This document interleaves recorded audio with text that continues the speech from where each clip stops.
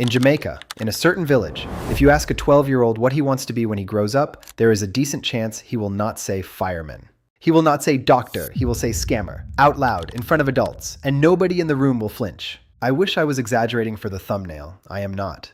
An FBI agent who spent years working these cases said exactly that. Middle schoolers asked about their dream job answering lottery scammer. There are rap songs about it, popular ones. The way American kids grew up on songs about basketball, some kids there grew up on songs about sweet-talking elderly Americans out of their savings. Seniors over 60, often living alone, people your parents' age, people you know. Now here's why you should care, and I mean you personally, sitting there with your phone probably within arm's reach. Because the phone call that starts in that village ends in a kitchen in America. Your kitchen, maybe. The voice on the line saying you won a sweepstakes, or that a loved one is in trouble, that voice had a childhood, had teachers. Today we are going to that neighborhood, a place called Granville, near Montego Bay, which investigators believe is where the whole thing started. We are going to look at how a community ends up treating fraud like the family business, how a teenager learns the trade. Because once you understand where the call comes from, hanging up gets a whole lot easier. Stay with me.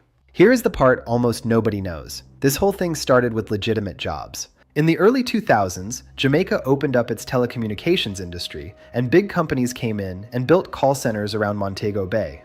Real ones. Customer service for American businesses, and young Jamaicans lined up for those jobs because a headset and a desk beats cutting sugarcane in the sun. Except the jobs paid badly. The hours were rough. People burned out and quit. And somewhere along the way, somebody had a very bad, very profitable idea. Investigators credit a man known as Kenrick B.B. Stevenson with being among the first to point those tools in a criminal direction. Because think about what those workers had in front of them all day. The names and phone numbers of thousands of American customers, and training. Professional training, paid for by American companies, in how to sound friendly, patient, and trustworthy on the phone.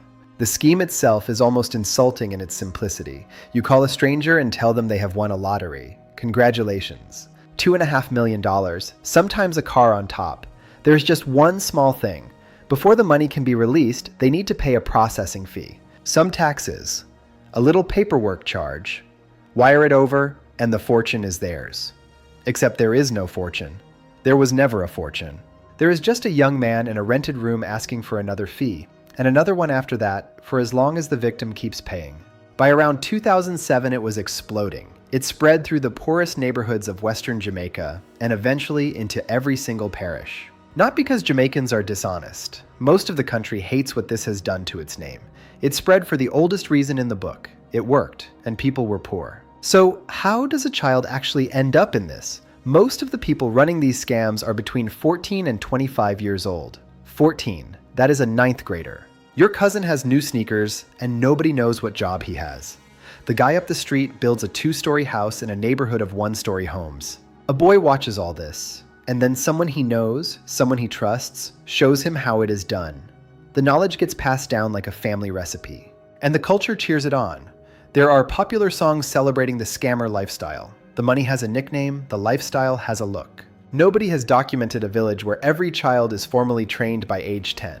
That version is internet exaggeration. What is documented is bad enough. An entire generation growing up seeing fraud as a normal profession, like plumbing, but with better margins. The true version should worry you plenty. Before you start thinking this is a success story, it is not. The scam money did not just buy sneakers and houses, it bought guns. Rival crews started fighting over territory, and the violence got so bad that Montego Bay ended up with a homicide rate 50 times that of New York City. In January of 2018, the Prime Minister declared a state of emergency there. Soldiers in the streets of a beach resort. The rot went deep. Police officers were caught participating. An entire police station near Montego Bay had its staff pulled over alleged involvement. Jamaica passed a special law in 2013. Cooperation eventually produced a joint task force called JOLT, launched in 2009. And the kids at the bottom? Most never get the mansion. They get arrested or hurt or spend their youth in something they cannot easily leave. Everybody loses. Now let us talk about you. That young man does not dial randomly. He works from something called a lead list with names, dates of birth, and phone numbers. The targets are always over 60, and the overwhelming majority are people living alone. They are not hunting for foolish people. They are hunting for lonely people. The voice is warm and professional. You have won. There is excitement. Congratulations. Maybe a fake confirmation number to write down. Then the fee. Send it by wire transfer, a prepaid card, or these days gift cards, always something that cannot be traced or reversed. And if the victim hesitates, some scammers switch to threats. They pull up the victim's house on a mapping app and describe it. "We are right outside," they say. An elderly woman alone in her kitchen has no way of knowing that the man describing her front door is sitting 1,500 miles away. It is theater. Cruel theater. So here are the rules. Rule 1. You cannot win a lottery you never entered. There is no exception to this. If the prize is real, you do not pay to receive it.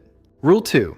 The moment a call involves wiring money, prepaid cards, or gift cards, the call is over. No honest organization collects payment in gift cards. Rule 3. Threats on the phone are noise from another country. If a caller ever describes your house, hang up and call your local police. If this has already happened to you, report it. The FTC, the FBI, the postal inspectors. There is no shame in it. You were up against a professional. That kid deserved a different neighborhood and a different set of songs. That part is genuinely sad. But your savings are not the scholarship fund that fixes it. So when the phone rings, let it ring. Or better, answer, hear the word congratulations, and hang up smiling. Because now you know exactly where he is calling from. If this video helped, share it with one person who lives alone. That is the whole assignment. Take care of each other, and I will see you in the next one.